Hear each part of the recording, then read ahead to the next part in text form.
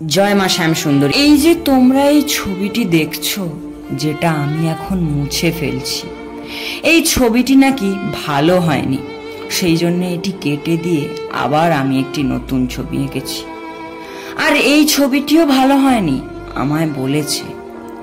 কিন্তু আমি ভাবলাম যে আর এই ছবিটি আমি নষ্ট করব না।